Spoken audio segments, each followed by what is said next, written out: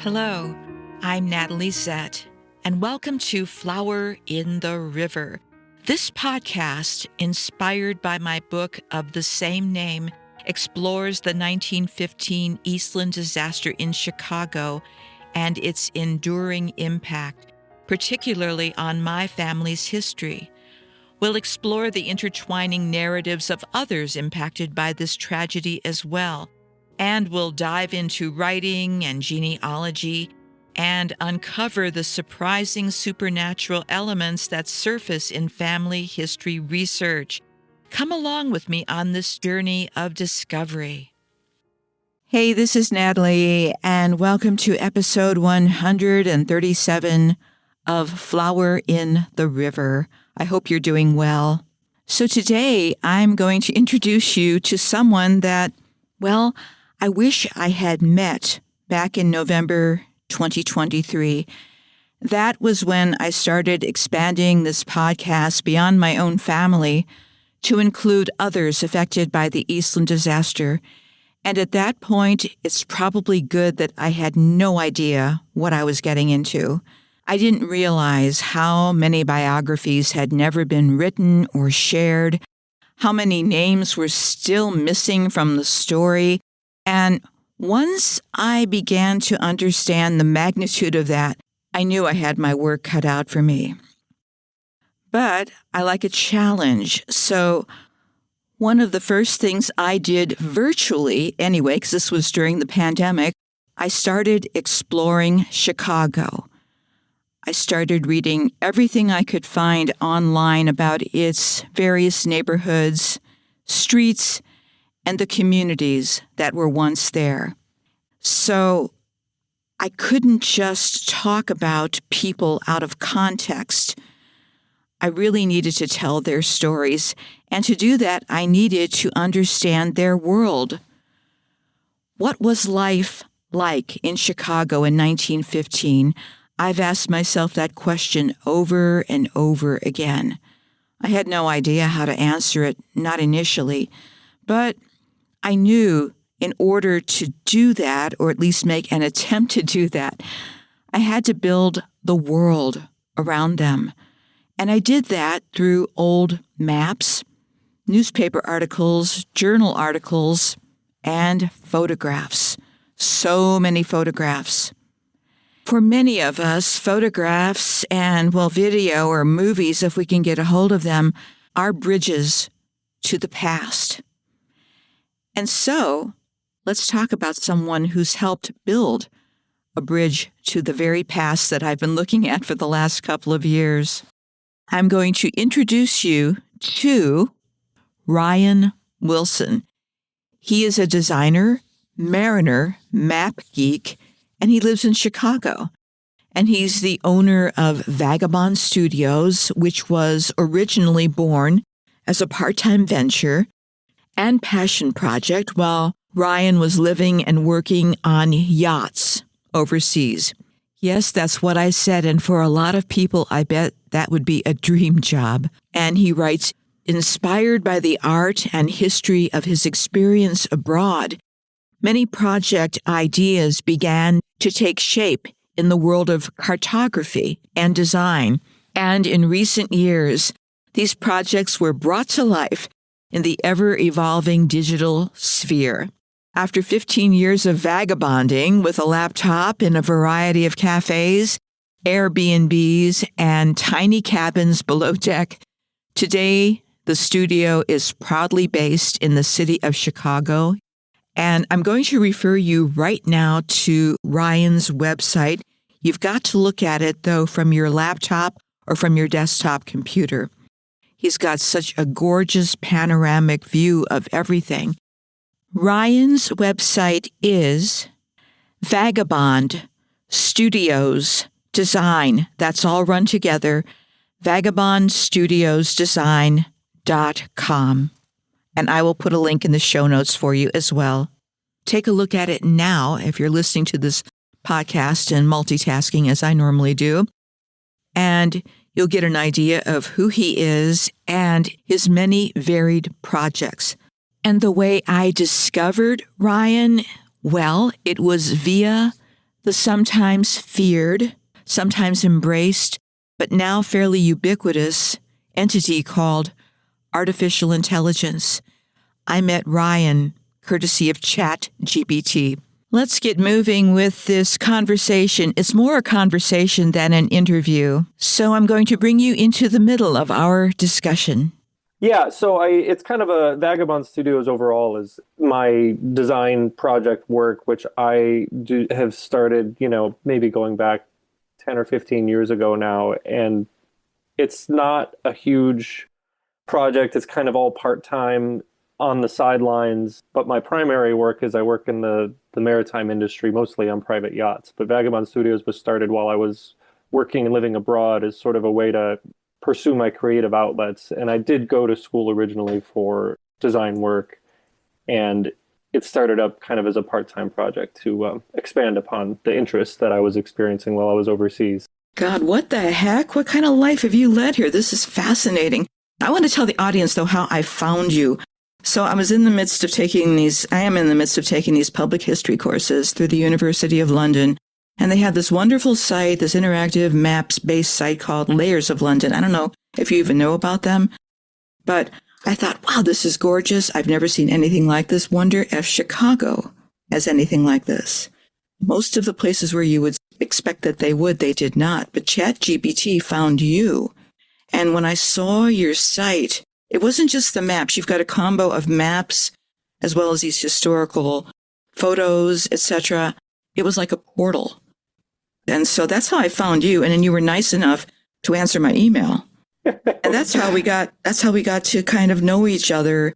But tell me about this whole maritime experience. What draws you to that? Sure. Okay. Yeah. And firstly, thank you. Yeah, your words are so kind, and it means so much to me to have someone experience the site in the way that I had probably envisioned it. When I started building it, I didn't know exactly what it was going to become, but your kind words mean so much to me. So I'm grateful that someone was able to find the site, first of all. Follow up on the maritime question. I can go into a little bit of my story here and how I ended up in this direction and eventually at this site is my background. I went to university. I graduated with a degree in communications design. Where did you go to university? I went to Purdue University. Are you from the Chicago area? No, I'm not. I'm from Northwest Indiana. It's nearby, but so it's when I grew up in Indiana, it was about let's say an hour drive from downtown Chicago. But anyways, so I ended up graduating from Purdue with a degree in communications design, and I didn't want to work in the field of marketing, which it seemed like most of the jobs were in at the time. So I stumbled into what I call an accidental career. And I took a job that was originally, deckhand / bartender on a whale watching boat up in Alaska. I ended up, doing that. And I thought, it'll just be one summer. I'll go work up there and, see some new sites, experience some new adventure. And then I'll come back and, get a real job. And basically the short story of that is I ended up spending 15 years following the summer around. I worked mostly on private yachts over that time period. And growing up in Indiana, that's a career you don't even know exists, especially back then. So there's an exploration factor, I guess, that always sort of drove things, and I wanted to explore and, see different things. And I think after I did one season over in Europe, and just the amount being on the water there, and then also the culture that you experience along with the scenery, and it's this mix of history and everything else coming together. One summer turned into much longer than originally planned.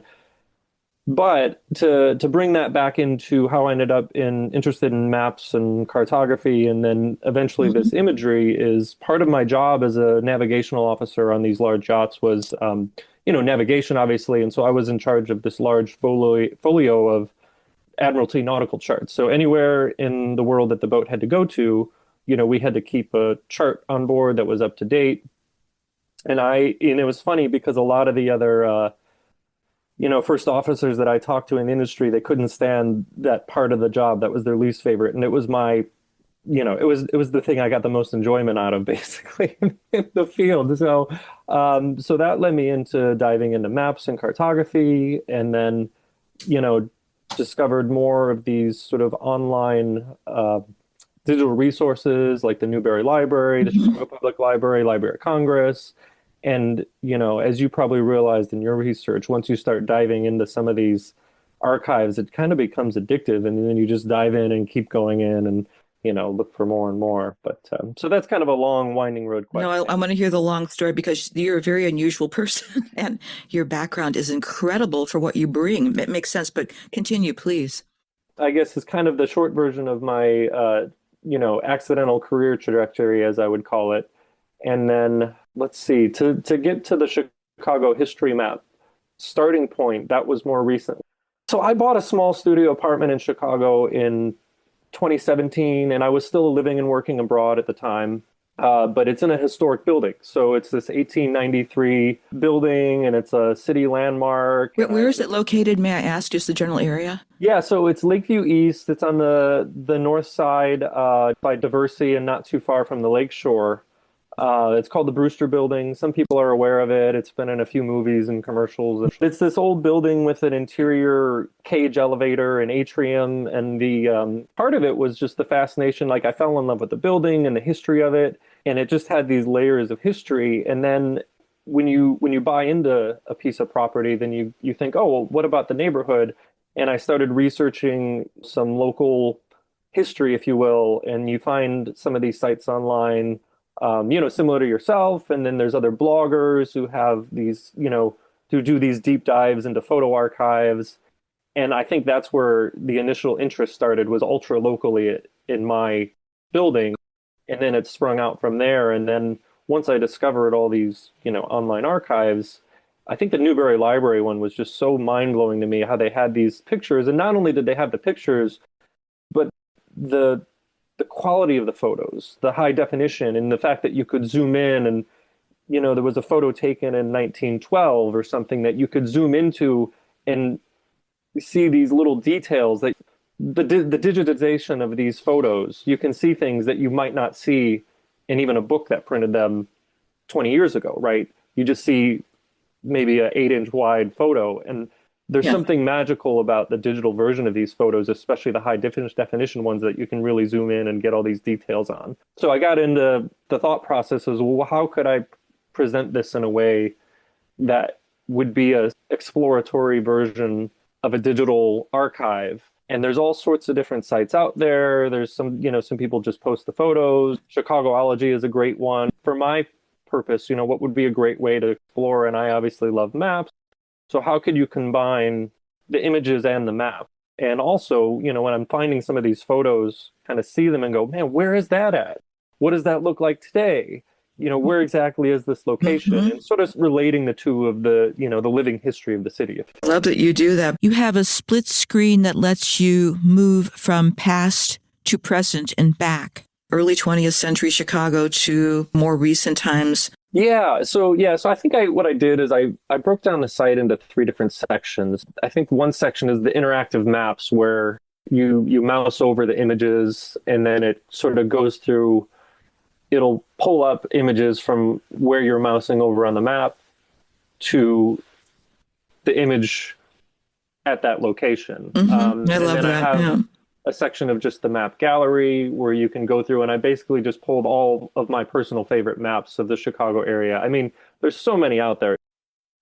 What's unique about your site is that your images, yours are huge. The detail, my favorite is your Chicago gangster map because I see some of my family's neighborhoods and where they did things. So you pick up these maps from the Newberry and Library of Congress and different places, Chicago History Yeah, Museum, put them up there. yeah. What do you do to them to make them so beautiful? I mean, I don't do anything. Basically, the maps are all out there. They're all open source. What's beautiful now about the modern internet is a lot of these universities are digitizing their collections. Hmm. And so what's really great about that is this is all becoming accessible to anybody who's interested in it. Whereas in the past, you might have had to know about how to get into the Newberry archives and go ask for a specific map and look at Hmm. it. and which is a great experience. And I highly recommend everybody do that. There's a lot of free institutions out there that offer this to anyone who's interested. But, this project also started during COVID lockdown. So at the time, that was my only option. And I was blown away by the amount of maps that were out there, University of Illinois, University of Chicago. And I thought, these are all out there, and how could I combine these in a way that's accessible and approachable and maybe fun to navigate, I guess. So it's somewhere you can study it as an academic way. You could study it purely from a nostalgic perspective, or somewhere in between. And that's kind of the idea, is that it's just an enjoyable way to browse through the past of a city. And a very unique way. And so my audience for this podcast is from all over the world. And at the moment, the majority are in Europe and Asia, which is interesting to me. Oh, wow. So people are interested in the stories, but also for people who don't live in Chicago but have an awareness of its history, because of your website and because of the way you have re-envisioned or envisioned Chicago of that era, this is what Chicago feels like. And it's like, that's the vibe. And it's so unique. And so it's not just reading or it's not just hearing stories, but you can see these people in that place and what it must have been like for them at that point. And that's magic. And you've done this alchemy, and I don't even know how to describe it. I want to hear about the tools you use and things like that. But there's a way where somebody who's extraordinarily, not just creative, but you let your imagination run wild. And your goal is generosity and accessibility. And that comes forth in the work that you are doing. Oh, thank you. No, thank you. You're too kind. I really appreciate your kind words. And it makes me happy when the fact that it's comes across that way to you. It does, that was the initial goal. Yeah, I mean, I think a lot of the creative projects that I've endeavored on, and I probably read this in a book somewhere, create something that you would want to use yourself. And that, I think, was the driving force for this site and other projects I've done, because you see these images and the possibilities of what can be done with them, and then that drives the idea of how to make something that binds it all together. That's really powerful. And I think a lot of people can find maps intimidating, but you use sophisticated tools like ArcGIS. That's ARCGIS. Could you explain to the audience what that is? Yeah, interesting. So so part of this started is I created, I took a course online. Again, I think this was during lockdown, and found Coursera, and it was a University of Toronto GIS course. And I thought, oh, I love maps. I'll take a look at this. And as it turns out, GIS is really fascinating and interesting, but there's these data sets. And GIS stands for Geographic Information System. But yeah, and again, that was all new to me. It was just something I thought I should explore because of my passion for cartography and all things related. But as I got into it, I realized it was a little bit more about data than it was maps. I mean, it's both. It's combining the two together, and it's unbelievable in what they can accomplish and what you can learn about. It's really interesting what they can do with these layers of data now, and then a lot of the data is open for use.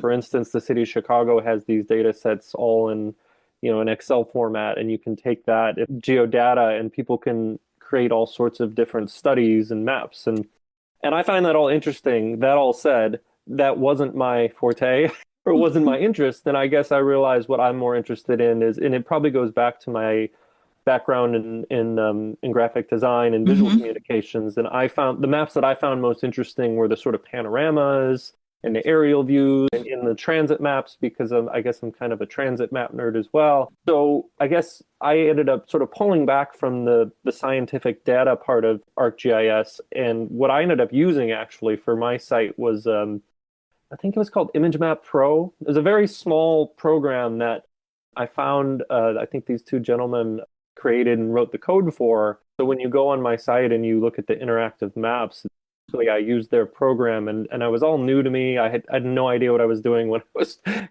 but I think I discovered a website a while back where I noticed how they had set up where if you hovered your mouse over a section of the website, something would pop up out of the screen. And it was more of an infographic that they had. Some websites use it.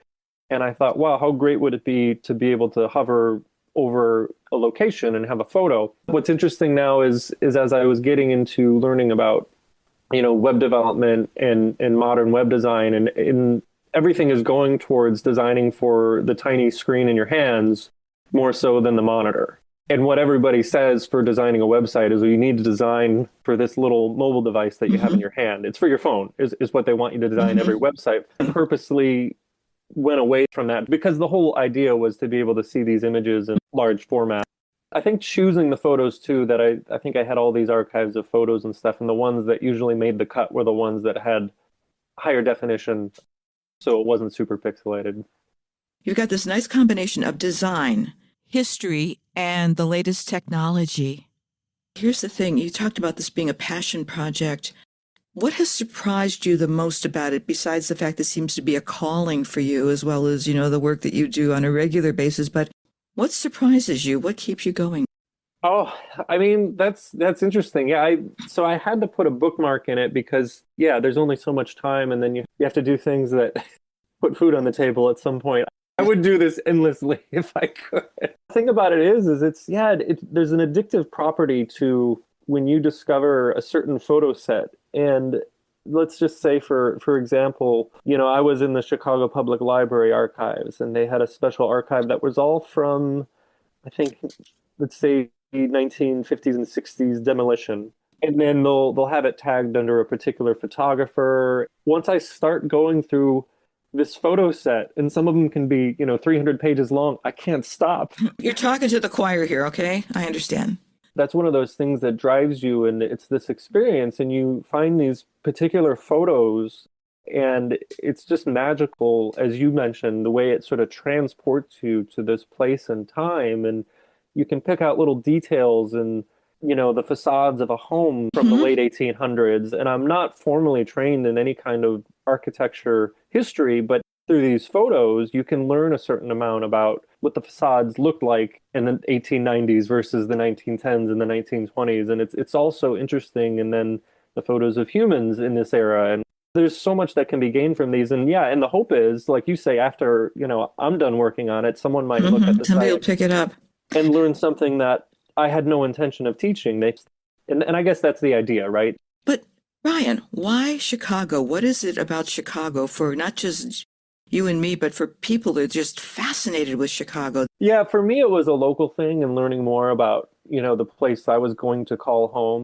Yeah, I mean, I spent 15 years kind of traveling around, living out of a suitcase and Airbnbs and a storage unit. So to actually call somewhere home, it was more about exploring the place I was going to call home, essentially.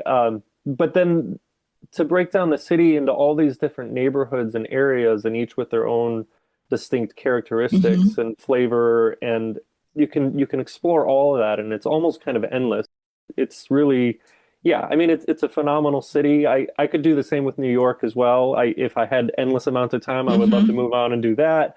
But yeah, Chicago's just home for me, and that's how it all kind of started, is to sort of find out more about the streets that I'm walking on a daily basis, and appreciate the history of, all these little micro neighborhoods that have their own distinct histories and past, and restaurants and local businesses, and all of that kind of comes across in these historic photos. So you're never going to run out of things to do, is what you're saying with Chicago. You're going to be... Yeah, of course. Yeah. It could go on forever, right? Yeah. If you had endless time, what dream archives or collections would you like to access, or maybe would you like to create? Yeah, good question. So I've heard that I live not too far from the Chicago History Museum, but I have heard they have a room there where they have photos organized by street name even, and you can go through this photo archive. Oh my God. Yeah, so something like that would probably be dangerously time consuming. I could spend months there. They'd have to kick me out, but I could definitely see myself, diving into something like that when time allowed. What's the most difficult, challenging, roadblocky things that you reach putting one of these pages together or adding information? I would think it would be very time consuming. Yeah, so that was part of the process too. And it was interesting because I wanted to teach myself more about web development. I thought building a passion project is a way to keep your motivation moving while trying to build a big project. And it was incredibly tricky. And I think the learning curve is when you're building a big project like this, if you make a wrong turn early in the process, Mm-hmm. it means a lot of reworking later on. It's not perfect by any means. It's definitely not a perfect site, Oh, but it's to me, it's beyond perfection. It's so engaging. that's good to hear. That's good. Yeah, Hmm. I appreciate that. I think when you do your own work, all you see are flaws. I have enough people who are also nerds like myself that listen to this podcast. What tools are you using besides ArcGIS? What else do you use? Yeah, so I use mostly Affinity Designer, which Oh, is do kind of you the really? I love same. that Yeah, thing. Oh my which is gosh. it's the same as I broke up with Adobe at one point in time. Yeah, so I think I've been using Affinity Designer and Photo for the last 10 years, and it's great. And I'll make edits with photos in that, and I size them in a certain way. Hmm. Sometimes I'll take extra large photos that maybe I found at the Newberry, and then I'll zoom in on a particular section. Yeah, and none of that, each one of those little tasks isn't super time consuming. But when you add it all together and say you have a map with, 100 photos on it, Who's your website provider? How do they handle all this? I use a site builder called MobiRise, which Oh, I don't is know that one. Okay. yeah, they're kind of a small outfit. I think they're based out of the Holland or the Netherlands, and they made these sites that were built more for. It's a website builder that I guess I would call it geared more towards designers and visual people, because it was more accessible than writing code, and all that. WordPress is good too, but I was able to combine that with the Image Map Pro, use the two together, and the Image Map Pro is kind of what WordPress would call a plugin, where I use that for the Hmm. pages where I built the interactive maps. And it was all a learning process for me. Honestly, I didn't have any idea what I was doing when I started, but I feel like I know a lot more now. And yeah, trial and error, you play with things, you do, prototypes, and then you test it out, and then you look at it, and then you rework it. But then once you get into the flow of it and you start building the maps and streamlining the photos that you want to put on the map, it becomes enough of a rewarding experience. And I remember waking up in the mornings so excited about, getting out of bed and getting to my computer and working on it. And when you have a project like that, it really is fulfilling, and it drives you to keep moving, because you want to, once you have momentum, you want to carry it on and keep it moving. And again, the photos themselves are so incredible in their nature that also helps drive you onward, if you will. Yeah, I mean, and also I probably am able to have a little more leeway than other Hmm. sites that are maybe associated with big name Oh yeah, because you're an libraries. independent, so you can do Yeah, it like me. I can do whatever I want. exactly. And But there's something magical about that, creating any kind of work, is that you're not answering to a certain set of guidelines, and you really have a blank yep. palette, which is both intimidating and overwhelming, but also freeing at the same time. Let me ask you this now that you're talking about this, because I've thought about this with my work. Because initially I thought I wanted kind of to be done with it, but then I realized how much hadn't been done on it. When I was putting things together, I thought, oh my gosh, how I share these stories of these departed ones will shape how others see them. And all of a sudden, the responsibility of that, it's like, oh, but there's all these types of ethical questions too, and about how we present history. I've, Anytime you dive into how you're representing, let's say a city in this case, you hmm. do ask yourself these questions about, am I being fair? Am I Hmm. representing things? And I think what made it easier for me, in that I wasn't making any decisions, because not using very much text, right?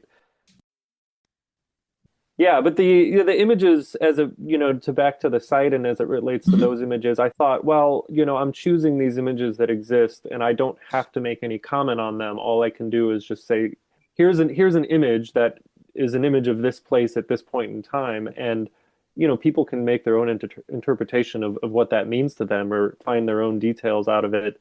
And if anyone wants to do that, I think that's great, and someone will find something in one of these images that I had no idea it existed. That's cool. And the one thing you do that I've noticed across the board is you note your sources. And because you noted where you got your photograph from, I can go to that site and get the background information or get additional information that is invaluable to anybody doing genealogy or history or just perusing and wanting to know where this photograph originally came from. I used to take that for granted, but with the Eastland materials, a lot of times the source for photos and stories is not available.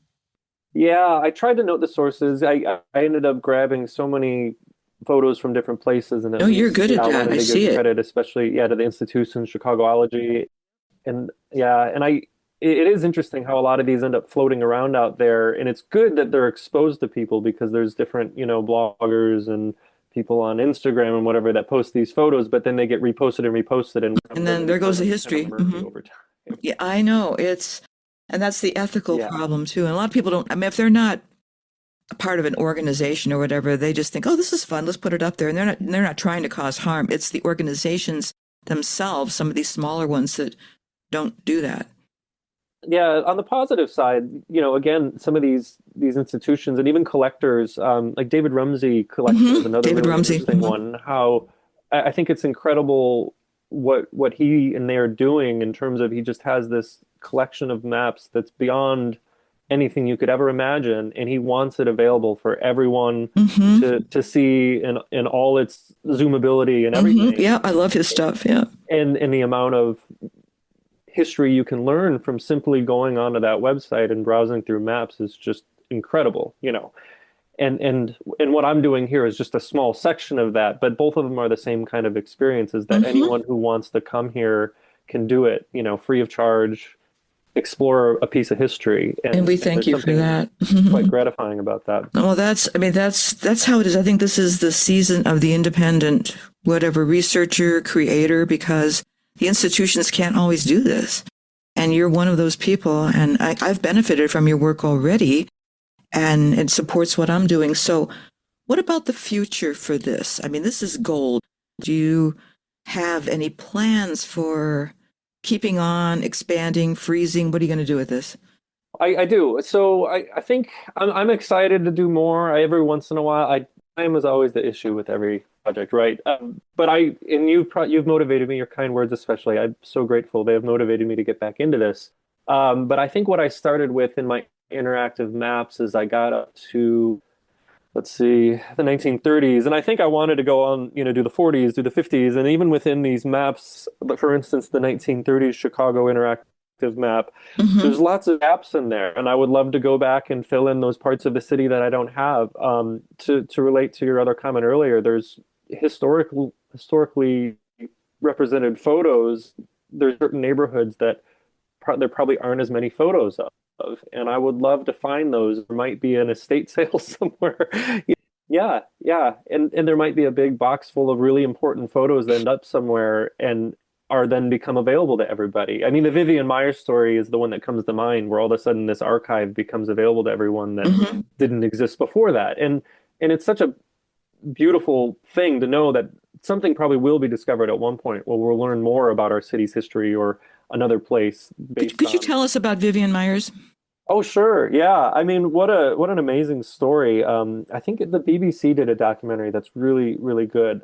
She seemed like quite the character. Spent a lot of her life as in the Chicago area, in New York as well, but her photos took pictures, and I think I did integrate some of them into my past and present on my site as well to sort of show what she was taking and what it looks like now. And I just thought her story was so interesting in the way that this archive had been discovered. And she's picking out these pieces of, let's say, the Loop in Chicago in the 1960s. And you get to see this grit and character and the humans that lived there. And she portrayed the city in such a way. And again, these archives, were unknown to institutions and everybody. And it took these guys who went around flea markets and garage sales and picked them up. And then, one of them started scanning them. I forget the gentleman's name, but then all of a sudden that becomes this phenomenon worldwide. Yeah, and I think, my wife and I were over in Paris, and we were doing we ran into a Scottish girl who was a photographer, and she said Vivian Maier was her favorite photographer. And I thought that, she was a young girl in her 20s, and I thought that was amazing for her and for this story to has resonated so Oh, that's much in awesome. the way that, yeah, that particular camera she used, that Rolleiflex, where you look down, looking at more at a sort of almost waist level or a little bit higher, so you're Mm-hmm. getting a different angle on the photo. And I've seen, some of these younger kids now, I say kids because I'm in my 40s, but let's say 20 somethings, and they're interested now that everything has been so digitized for them, touch screens and everything else. Some of them they're interested in actual, real moving buttons and everything else. And it's kind of encouraging to see. It's nice to see they want to experience the sort of, what it is to push a button and turn a lever. And So let me ask you this. Is there anything else that I haven't asked you that you want to talk about? And again, if people want to get a hold of you, you have a business, obviously. What kind of services do you have? I'm interested in any kind of services. I guess my interest is, what would you call it? Information design, carto development. I have a few projects in the works now that I generally integrate sort of digital maps, would be the word, but I also have an illustration side project. Yeah, so cityartprints.com is the sort of illustrations that were sort of born out of this research into this Chicago history. And then I started doing some digital illustrations of facades and building fronts as sort of artwork to.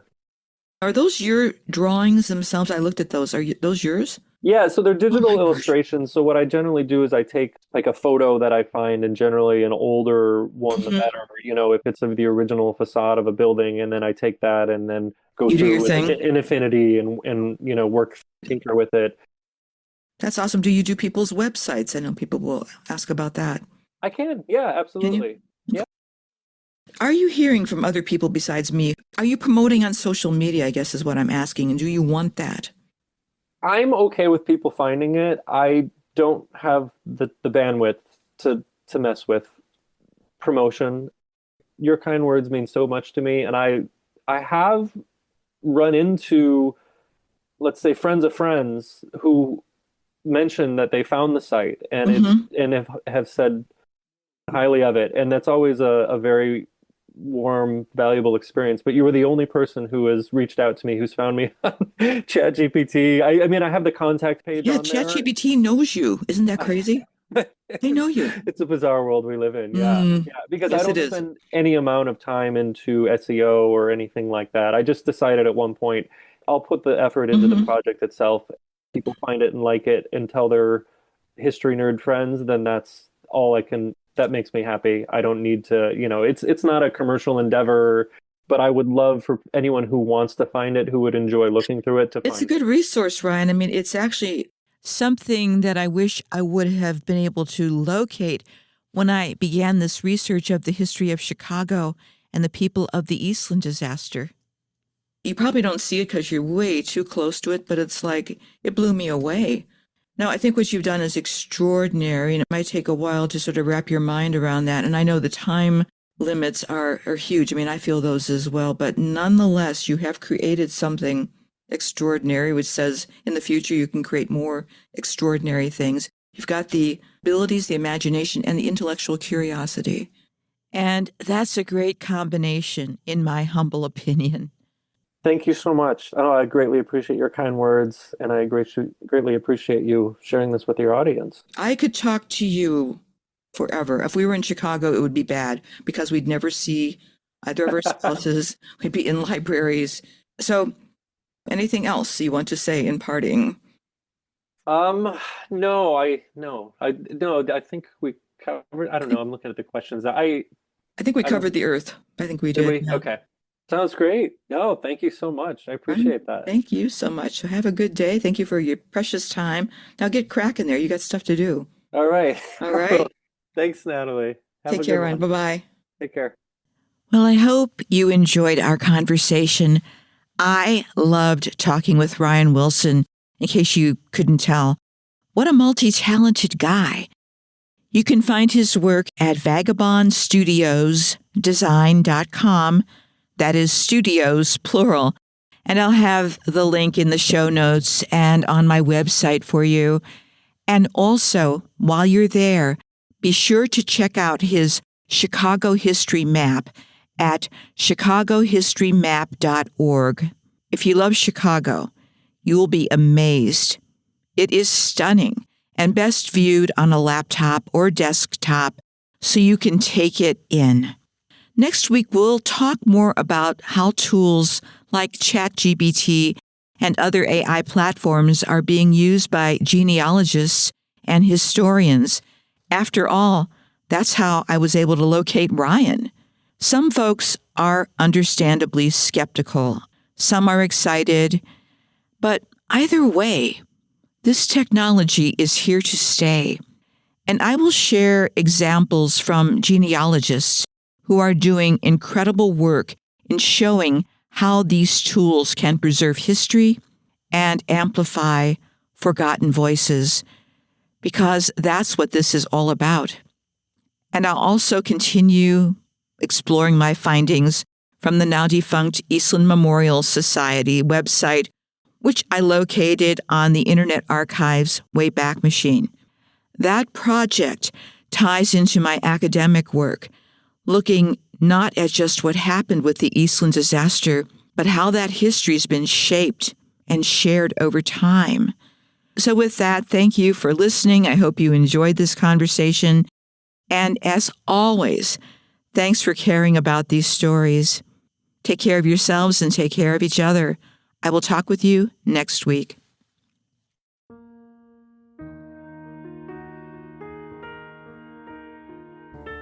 Hey, that's it for this episode, and thanks for coming along for the ride. Please subscribe or follow so you can keep up with all the episodes. And for more information, please go to my website. That's www.flowerintheriver.com. I hope you'll consider buying my book, available as audiobook, ebook, paperback, and hardcover, because I still owe people money. And that's my running joke. But the one thing I'm serious about is that this podcast and my book are dedicated to the memory of all who experienced the Eastland disaster of 1915. Goodbye for now.